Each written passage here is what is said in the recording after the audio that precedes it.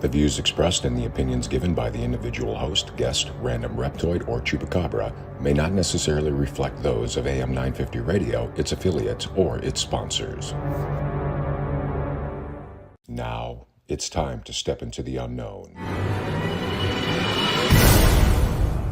The best of GhostBox Radio with Greg Bakun.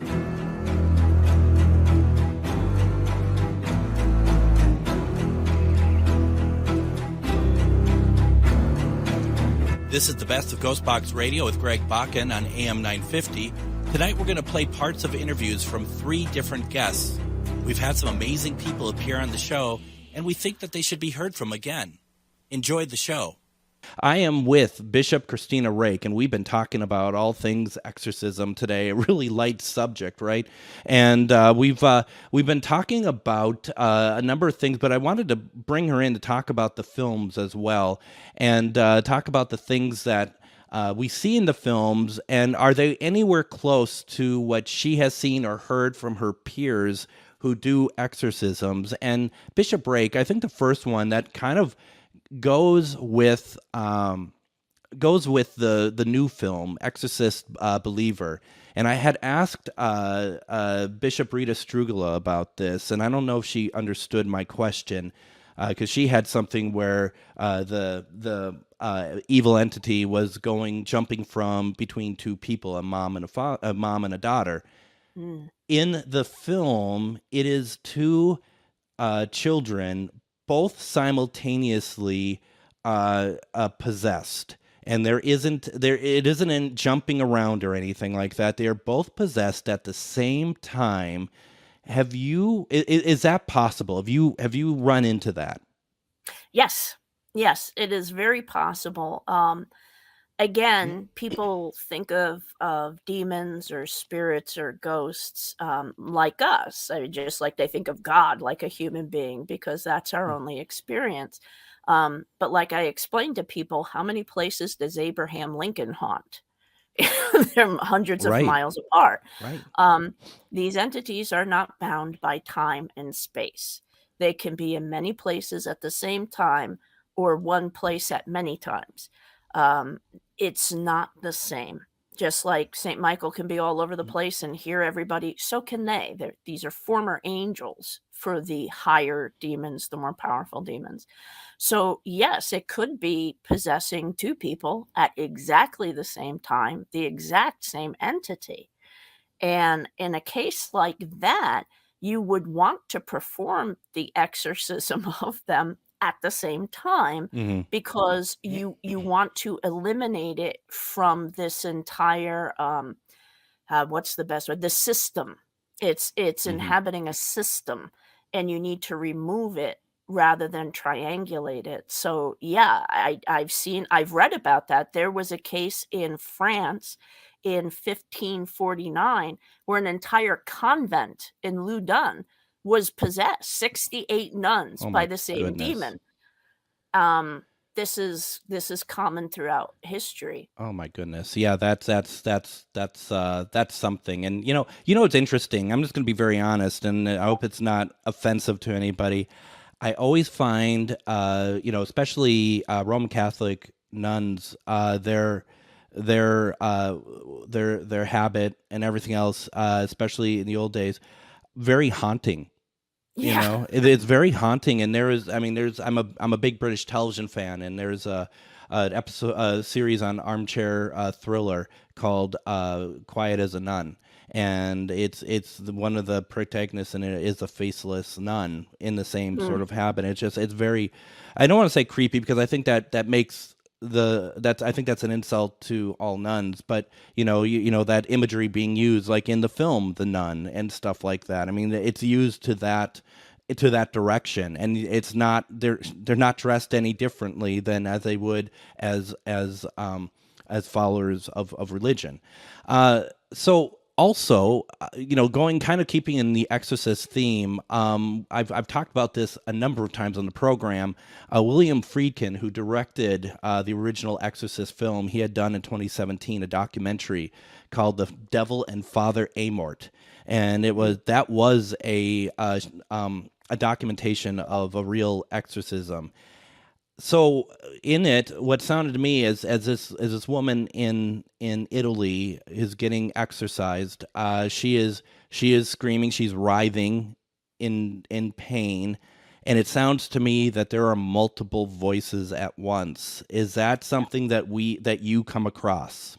Yes, absolutely. And there have been many analysis of the recordings of Annalise Mikel's case from 1974, um, where they have run it through various programs and they found several voices at the same time, or they find it's the individual's voice, but they are hitting frequencies that human vocal cords simply cannot hit. I have a recording of a demonic chant in Latin from a satanic altar in Texas, and you couldn't hear it while you were there. And when we slowed the frequency down, there were several voices, there were horns, there was one voice over other voices. And this is what will come out of the person's mouth, or the voices are simply coming out and they're being recorded while the individual is speaking amidst them. So there are many cases, and it's one of the determining factors, or one of the symptoms or ways to diagnose an actual possession is the recording of the voice. Mm, Sometimes you've even had the person speaking, and when you listen to it back on tape, you can hear them speaking forwards and backwards at the at the same same time. time, but the human ear can't pick it up. My goodness. What about mimicking? What about, like, if you get a mimic of like someone that you know coming out of somebody else's voice as almost taunting or messing with you? Yeah, the strange, I guess, twisting of the vocal cords to stimulate other people, including dead relatives of the exorcist, people they've harmed and things like that. Hmm. That is recorded going back to, oh, good gracious. I mean, even in Greek exorcisms in ancient Greece and Rome, there are some accounts of exorcisms at that time of people hearing the dead speaking through the inhabitant's voice, through the possessed's voice. And so that's a very common aspect of exorcism, thousands of years old.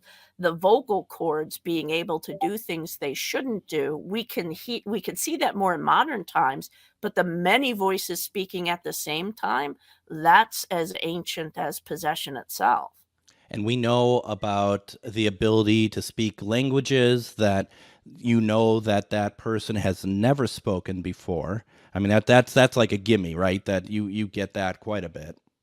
Yes, but what's interesting is in modern times, we've learned a lot more about the brain, and so, I get a little more skeptical of that because of Hmm. cryptomnesia. False memory is when you mistake imagination for memory. Cryptomnesia is when you mistake memory for imagination. You've heard something, you forget it, and then you think you're thinking of it anew. So that's a skeptic's response to the ability to speak foreign languages or remember other lives. Um, but if the person is able to speak extensively, more than a couple of lines or something, then yes. But a few words, no. To me, you could have heard that anywhere. Absolutely. Um, yeah. I mean, because that has to. I mean, that's not unreasonable. To be able to be like, okay, I mean, hearing, yeah, some words, a couple lines, whatever, but yeah, to be able to, especially if you brought someone in who speaks fluently that language or whatever else, that they could have a conversation or something of the sort. Uh, Hmm. yeah, I mean, and going more to the physical side of things, I see this in a number of these type of films. The idea of like a black gunge being exuded out of either their mouth or something like that. Is that a real thing? Yes. First of all, when people ask me, what does an exorcism look like? I'm like, well, there's lots of sweating and vomiting. It's just it's almost like a flu being expelled from the body. But there have been cases throughout history where people have vomited nails, pins, rats, bones, blood, fur. Um, there are accounts where several people that started vomiting. It was almost as if they were vomiting a house they ate. They were vomiting wood, nails, thorns, all things that you associate with the crucifixion. So it is interesting, but that vomiting of foreign objects, in addition to liquids, is actually very common in exorcisms throughout history. The pea soup stuff, vomiting on you, yeah, um, it's not pretty. No vomit is pretty. No, It's no. just not. But the black liquid, the tar, the blood, the fur, the rodents, the nails, yes, that is very common throughout all of exorcism literature, throughout all different cultures and times and histories. I mean, and because I mean the vomiting of like the pea soup. I mean, it's gross, but I mean we've all had some sort of version of that. That is the least Right. of the weird vomitings that I've read about over the years. But the idea of something that should not be, and you said rats. Do you know if the rats are alive when they come out? There are accounts where one of the rats scurried, but those were in a case in oh my God, Portugal. Mm-hmm. In the 1600s. I don't know, because if someone vomited a rat in front of me and it moved even a little, in my mind I'd be like, it ran away. Yeah. So whether it moved or not, that's very distressing that it was even in there. So, And that's the point, right? To scare you. Yes, exactly. The point is to scare you, but also the point is to show off. Oh, sure. Yeah, it's to be showy. It's to cause suffering, questioning, problems, whatever. Wow.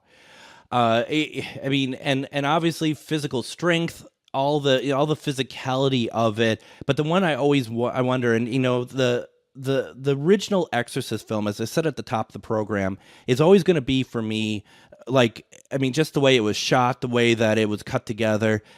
It is very disturbing. I mean, and it's disturbing not like, oh, this seems unreal. It's disturbing like this could happen. And it's very raw in a lot of ways. And the idea of levitation, and also the idea of of the victim like spelling something on their stomach, or even this entity spelling something on their skin. Have you run into that? Yes, the levitation actually, in a very recent case, and I can't get into details, but it scared the life out of some very grounded medical staff in an institution, because you've got this 8-year-old lifting 300-pound men and then running up the wall. Scared the life out of a few people. The levitation is very common, but I need to segue quickly, because levitation is also common among the saints. Yeah. So are writings on the body, stigmata, and stuff. Yeah, And the thing that's about true. demon possession is it mimics what God does, but in the worst possible way. So the mimicry of the writing on the stomach is a mimicry of the stigmata that the saints had. The Right. mimicry of levitation, same with the saints. So yeah, the writing on the stomach I've read about in so many different cases, and I've seen a case of it. And I actually was sent photographs of a burn on someone that looked like some kind of sigil. And I had to yeah. take it to my medieval grimoire collection in my office and start looking up what on earth entity this thing was trying to express. So those are very common. Strength and levitation. Levitation, not so much, but strength, oh my goodness. Very, very, very much so. And you have to be very cautious in those situations. And then again, from the skeptic side, adrenaline causes strength and, Sure. and whatnot. But when you put all of these together, then you have a full picture. It's never just one thing. There's always an entire gamut of symptoms and expressions during possession. Now, we're running out of time here, and we could keep going for a long time. And there's other things that hopefully we can get you back on for that's popped in my mind as we're talking today. But Bishop Rake, once again, could you give us your email address for people who would like to look into your demonology class, please? Sure, it's Bishop Rake, Rake, at AmericanOldCatholic.org. And that's our actual church website, AmericanOldCatholic.org. And you can find more information about the 99% of the other stuff we do, which is Right. helping people, combating human evil. So please, by all means, email me or go there.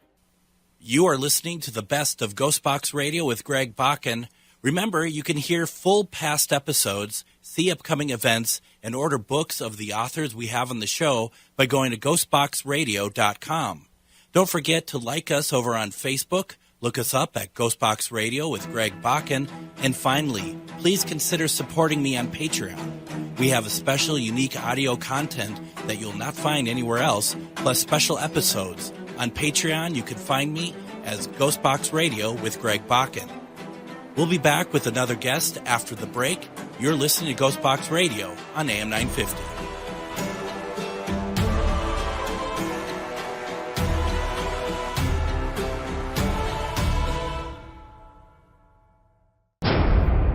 The best of GhostBox Radio with Greg Bakun. We are talking to Rob Gutro. He is an author, paranormal investigator, medium.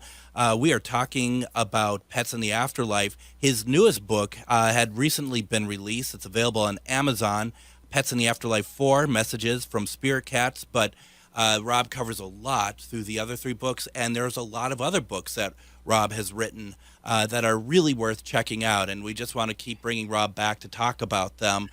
Karen says, my cat, my angel, crossed over September 27th unexpectedly after teeth extraction. She died overnight at home. I found her in the morning. She was my familiar. I get it. She saw spirits, noticed everything. I am lost without her and don't know why it happened. Rob, I mean, is this one of those situations? Would you recommend them reaching out to you separately to help maybe get some more answers? Well, interestingly enough, Greg, Angel is actually coming right through to me now and making incredible. me have some heart issues. Like, I feel like a murmur had happened. So, it feels like her heart stopped. There was a weakness in the heart there, and that's what had happened. Wow. So there was nothing that could have been done. So Karen, what that tells me is that you, as a pet parent, did the absolute right thing, because teeth do cause heart problems. Teeth are linked to heart problems. So there was nothing else that you could have done. You did the right thing. And there's no reason to feel guilty, because you were doing the right thing as a pet parent. And that's one thing that people often say to me, is that, oh gosh, I feel guilty because I brought my cat or my dog in, and they passed during surgery, but it was her time. So what I would encourage you to do is to ask her to come into your dreams and try and find some healing that way. Also, honor her memory. There are many things you can do to honor her memory. Donate to an animal rescue, adopt another cat, set up a little memorial for her maybe if you have a house in your backyard, or set up photographs with her collar or something. That's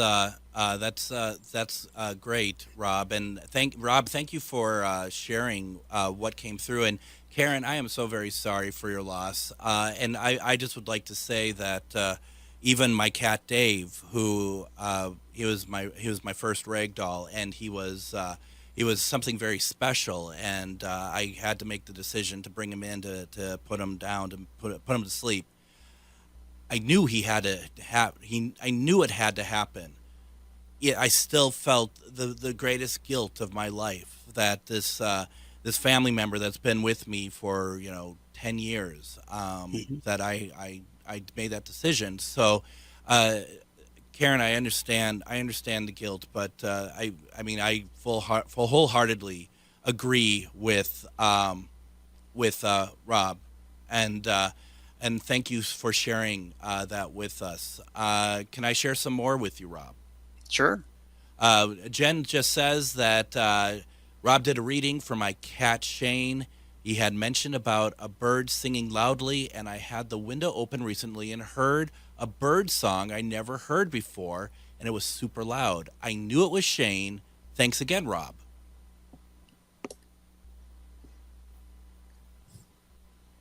Hi, Jen. Thank you. It is pretty amazing because cats can also influence things in nature, like birds and butterflies and dragonflies and so forth, squirrels, rabbits, things to do animals to do things unusually, that things that they normally wouldn't do in order to let us know that they're around. Right, right. Um, let's see.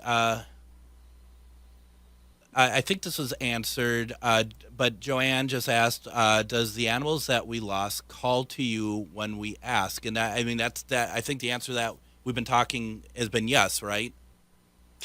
You just got to hear. Uh, You just got to hear it, right? yes, yeah. Well, Angel, Angel just came through to me like 5 minutes ago. So, Yeah, yeah. hmm Yeah. Let's see here. We also have Victoria asked the question. Curious, since I've moved to this town where I do not know anyone, it seems that I have inadvertently adopted several shadow cats. I see them all the time, most of them inside. Why do you think they show up? Is it because I'm new in town and they feel safer here? yes, absolutely. Hello, Victoria. I Victoria is a cat mom, and animals in spirit, whether or not they've crossed over or if they're earthbound. And let me just tell you that it's my experience that less than probably 1% remain earthbound. Most of them cross over. Will be attracted to someone whom they know will love them and Hmm. care for them. And that's very likely why Victoria is overrun with cats in spirit. Got it. Got it. Let's see here. We also have Carol says my dog Brownie had to be put down. We all went into the vet to be with Brownie. I'm still missing her. It was in September. Does she come? Does she come here? I want to know if she's okay. Another dog came to my room. It was off limits when Brownie was with me. Now we're not doing anything unless anyone comes through to Rob like Angel did. But that's we're not really doing that tonight. What would you suggest, Rob? So, um, first of all, I would say that that Brownie, no matter where our pets pass, if your pet passes at the vet, they're always going to find you no matter where you are. Yeah. They will always find you at home. Um, my dog Buzz came to me in 2009, 4 years to the day after he passed, when we were on vacation in Puerto Rico. Mm-hmm. He led me to a man walking a Weimaraner that looked exactly like him.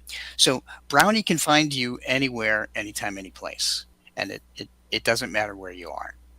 And your other pets, your other cats or dogs can see your cat or dog in spirit. And in my books, I explain that they have a different configuration in their eyes and their ears that allow them to see and hear spirits. Humans don't have that same configuration. Um, so watch Wish your we cat did. or dog very carefully, especially around birthdays, anniversaries, and holidays, and anniversaries of passings, because they may be staring at your visiting cat in spirit.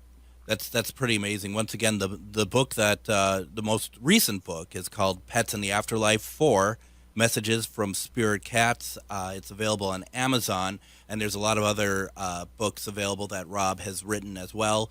Rob Gutro is his name, and we're really excited to be talking about all this tonight. You know, when it comes to human spirits cross passing, we believe that human spirits have to cross over, cross the veil. hmm Does that same sort of thing happen to the animals? Yes, every living thing, um, every li- every living thing has a soul, just like people, and we all go to the same place on the other side. The only alternative to the other side is being stuck earthbound as a ghost. Right. and and only humans are really not smart enough to cross over. So So it'd be that animal instinct that they just know that's just natural for them. yes, absolutely. Because when you think about it, Greg, and as you know, as being a cat dad, animals know when there's love and kindness, and they are attracted to that, and Yeah. peace, and that's where they go. Conversely, they go away from danger and fear and so forth, and that's what happens if you stay behind as an earthbound ghost. Right, exactly. So they could pick up the danger and whatnot. It makes sense. We got about 5 minutes or so before we go to our next break. We Can you give us an example, please, Rob, of a really cool story from your book, the most recent one about getting a sign from a cat that maybe really helped somebody. It might even help some of our listeners here that are struggling with the loss of their family member, of their cat family member. Sure, absolutely. Um, there was a cat named Gracie, and Gracie had passed in 2017, and Gracie came to me and gave me a sign, a special sign for her mom, and she told me that she would send her mom a special leaf. Now, I know that's kind of crazy, It's so but sweet. It's so sweet, actually.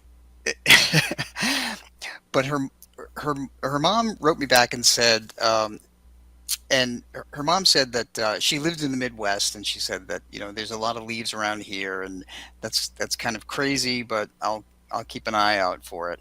So she wrote me back and she told me that normally she deals with a lot of feral cats, and normally she uses paper towels to clean up after them in the garage. But this one time she used a towel, and she was thinking of her cat when she was taking care of the feral cats. She was thinking of Gracie, and she happened to look down, and on the towel there was a heart-shaped leaf that appeared, Wow. and she knew right then that was from Gracie. It was in the shape of a heart.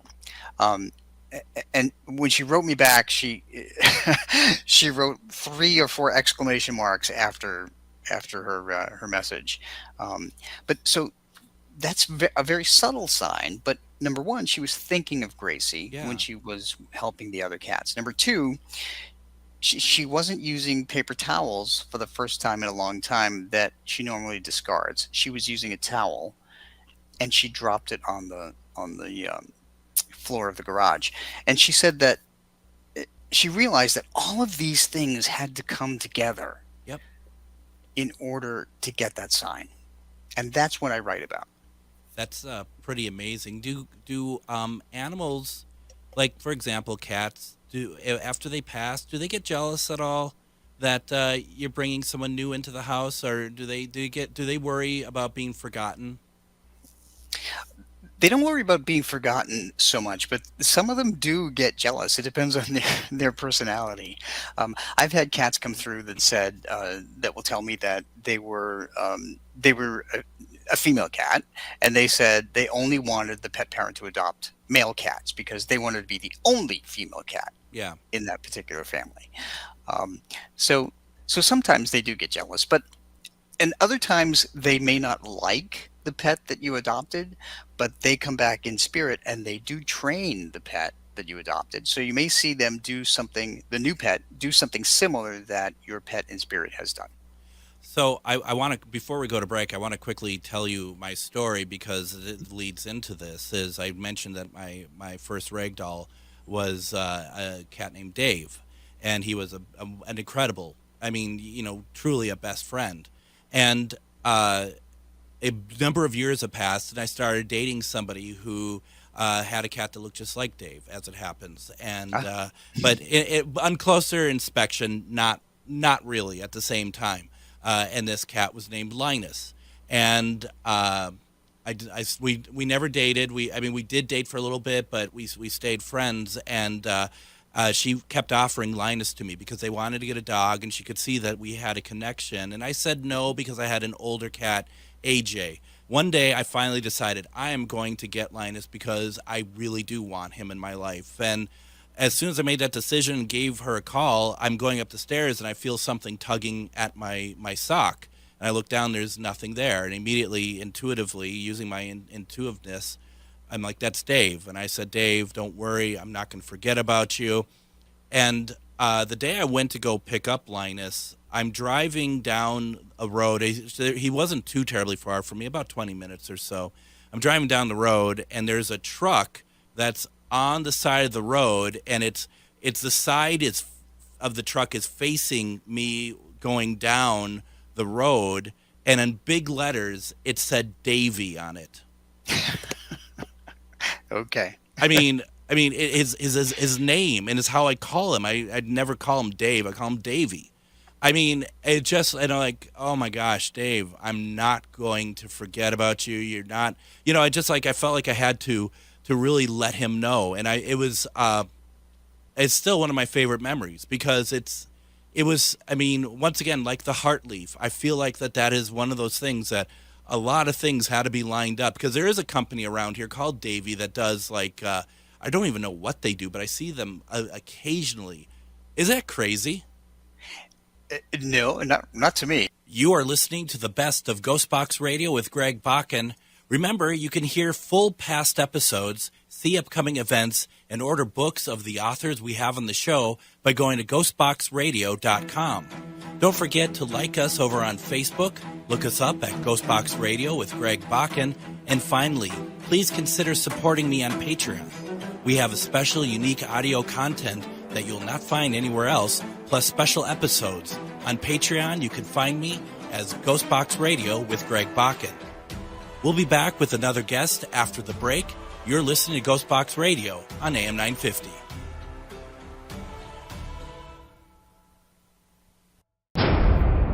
The best of GhostBox Radio with Greg Bakun.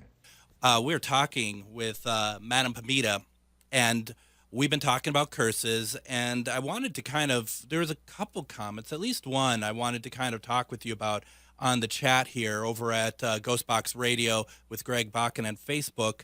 And Nicole had said that I've done curse removals, saw the energy lift for a week max, and then the heaviness returned. It seems like it always comes back. Do you find that at all? Well, that can happen. And what I often recommend to people when they're doing cleansing, spiritual cleansing, is that they also do protection work afterwards. Because like our analogy of the dog poop, if the dog poop is there and you're stepping in it, you got to have some kind of protection, right? So it may be, if you're finding that it's happening over and over again, it might be, I would sort of start to track, maybe even having a journal and tracking like when it lifts and when it comes back again.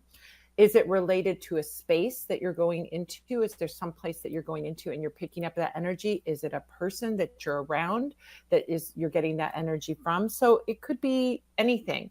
So I would recommend doing, you can move through life with lots of protection and not pick up a lot of this energy if you have that spiritual protection. And that could be as simple as wearing a talisman or a charm.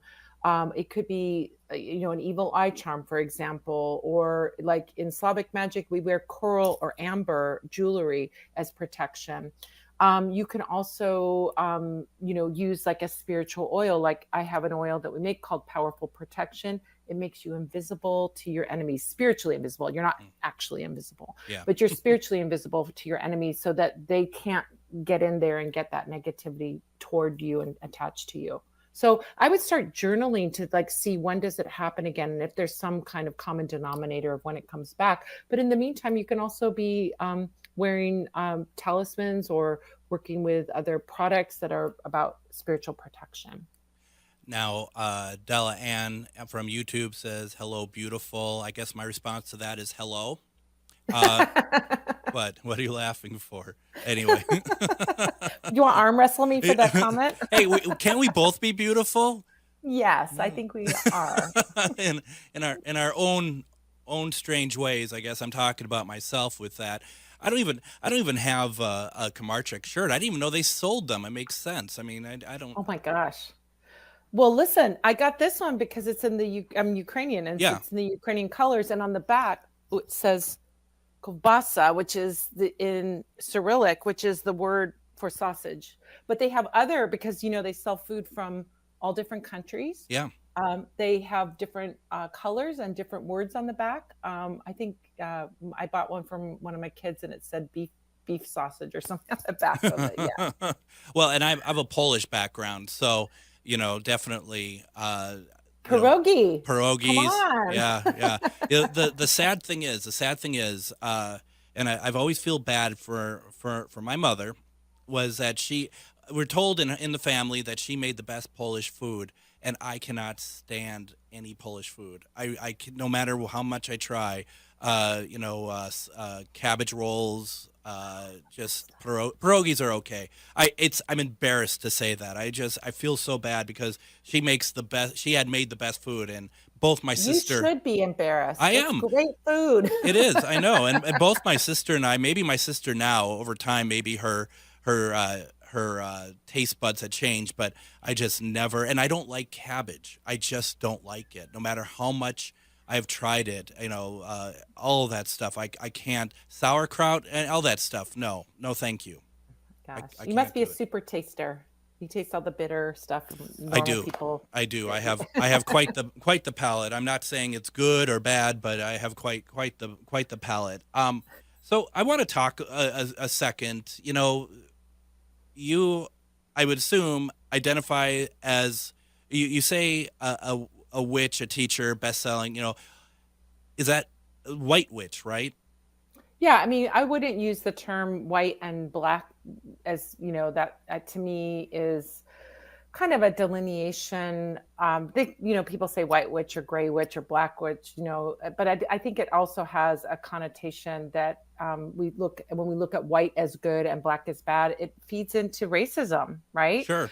So I don't like using that terminology. I would say I'm Glinda the Good Witch, Right. who was kind of, she was no slouch when it comes to witchcraft. So I look at myself and I'm like, what do I want to create in the world? What legacy do I want to leave? And I want to bring good into the world. I want this world to be better. That saying, when you go camping, leave it better than you found it. Take away the trash, take away those things. So that's kind of my philosophy in life, is I want to make this world a better place, not wreak destruction. There's no need for it. It doesn't solve anything. It doesn't, so yeah. What do you think about then witches I identify as gray witches, or let's say ones who kind of don't, they don't care. It's the way I've kind of looked at it, is like whatever side, whatever needs to happen that might be on either good or bad side. What do you think about that? Well, I think one of the things that for me is so empowering about following a witchcraft path is that you get to decide for you. There's I always say, there's no pope of witchcraft. There's nobody on high that is telling you can do this or you can do that. Now, you might belong to, a spiritual path that does have rules, but for the general person that is an individual solitary practitioner who's doing their magic, they get to decide what's right for them. So while I might look at that and I go, oh, that's kapusta soup, it's got cabbage in it, I don't want it. Yeah. I don't. Yeah, I don't know what you're talking about. Greg I don't know what you're talking about, but yeah. So Greg is like, I don't want cabbage soup. I'm like, bring me all the cabbage soup, right? So I think that it's I think birds of a feather flock together. I usually flock together with other positive people, people that are negative, people that are vindictive, vengeful, and things like that. I'm not interested in hanging around them in general. And so I have no judgment on their personal choices. Maybe I would wish that they would be a different way, but I'm not going to criticize or condemn them because I have not walked in their shoes. Sure. I haven't. So for me, I can make the choices for me. And I think that's one of the beautiful things about a path of magic, a path of witchcraft, is that you get to decide your own ethics. And in deciding your own ethics, you don't have something handed down to you. You do have to examine things and make choices and choose a path. So you can be Luke Skywalker, you can be Darth Vader. It's your choice, whichever one you want to be. I feel like that the message of the day is kind of mind your own business in a sense, and kind of stay in your lane. And I don't mean that as like so constrictive, but it certainly feels like, worry about your own stuff before you worry about others. And it seems like a good energy sort of lesson to kind of be learned, I think. Yeah. And I think it's wonderful that there are some beautiful things about looking at other people's practices, looking at what other people do and deciding for yourself, that's not for me, or that is for me, I think that's true. I would even say so far as like, if someone chooses a religion that they follow that I might not agree with, it's okay. It's not I don't have to do it. It's their choice to make, right, what their path is, their spiritual path is. As long as like you said, they stay in their lane. When they start then say, well, you can't do this and you're bad. And then we get into witch burning times and all of that stuff. That's not great. But, other than that, I think, it's like we can all coexist. We can all coexist. It's possible to do that. Yeah, that'd be nice, wouldn't it? Yeah. Yeah. So I was also curious, we were talking earlier about just, knowing, wondering if you have a curse, wondering if, how things are. Say that you don't know one way or the other if you have a curse, and you're just feeling like you might have something. And, I've heard of spells like return to sender spells, stuff like that. Do those have any value to them? Those are great spells. We call them reversing spells, return to sender spells. They're what I call very clean magic, because it's like the old playground thing. I am rubber, you are glue. Whatever you say bounces off of me and sticks to you, mm-hmm. right? Mm-hmm. So if someone it's a very clean way of working, because if somebody is not, like, let's say you you think, oh my gosh, this person is sending me something really negative. They're cursing me. They're horrible, blah, blah, blah, blah, blah. I'm going to do a reversing spell. Say that person is innocent. They're not doing anything wrong. Then if their energy is neutral toward you or positive toward you, and you do a return to sender, you're not sending anything negative back to them. So you're not cursing them. You're only sending back their energy to them, right? Right. We see this in a lot of spiritual practices. From feng shui with bagua mirrors, mm-hmm. which are mirrors meant to send back any negativity sent your way. So this is a very clean way of working, because it's foolproof. Whatever they're sending to you, you're sending back. If they're sending good or neutral back, you're sending good or neutral back. If they're sending something negative, you're sending their negativity back to them, and let them deal with their own negativity. But it's clean. You're not cursing them. You're just sending their energy back. So the one that I've seen before and I have used in the past also has it where it's, you're sending that energy back, and it states if they send it, whatever energy they send back comes only as love and light, only as, and I really always thought that was very, very good, and very much in the vein of where I want to be in this community, of being able to, like, it's not about, it's in a way, it's about redemption, I guess, in a way, just being able to, let's just be good people, right? And I think it's almost more powerful to do it energetically, that you can have that aura, you can be the best person you can be. I just, there's so much negativity that I love that in that return to sender spell that I had, that a friend gave me, that it was whatever came back comes back as love, regardless of their intention. Yeah, that's lovely. That's lovely. Yeah, it is. It is nice. And, and everyone, and I know a fair number of witches, and I know a fair number of mediums, and everyone, I find it very fascinating that everyone is very positive. If you do run across anyone who has more ill intent or anything, I haven't seen it yet, and I've been doing this for a very long time. So I find that I find that good, and that I find that, maybe your message might be slightly different than other people's message, but overall it's the same. It's the same. It might be some different words, might be some unique new takes that I haven't seen before, but at the end of the day, everyone is hoping for the same thing. And I think that's a real testament to that community. Absolutely. I know amazing witches, and yes, you cannot throw a rock without hitting an amazing witch in my world, at least, I surround myself with them. So I was going to say that like energy, you've been talking about that. Absolutely. Yeah. Like attracts like, so. Like always attracts like. Now we have less than 2 minutes left. What are you working on right now? Any new books? Yes, I got a new book coming out in September. It's called Cancer Witch, but it is about the astrological sign Cancer. So Ivo Dominguez Jr., who's another amazing, wonderful, positive witch, and I love him so much. He authored this series of 12 books, one for each of the zodiac signs, but he partnered with another witch who was of that sign, who could give the perspective of that sign. So we have a whole series. There's a whole series: Aries witch, Taurus witch, Gemini witch, Cancer witch, Leo witch, and so on. All of the signs have their own individual books. And so I was brought on board for the Cancer witch one because my son's sign is Cancer. I just had my birthday July 5th. Wow. And so that's what I was doing. That's coming out in September. They've already started dropping some of the books. I think Aries, Taurus, and Gemini are already out. The next 3 will be coming out in September, so including Cancer Witch. And Nicole asks, is it based on Western or Vedic astrology? It's based on Western astrology, which is what most people in the States, which is Llewellyn is the publisher. This is where we are and who we are. So this is, based on that.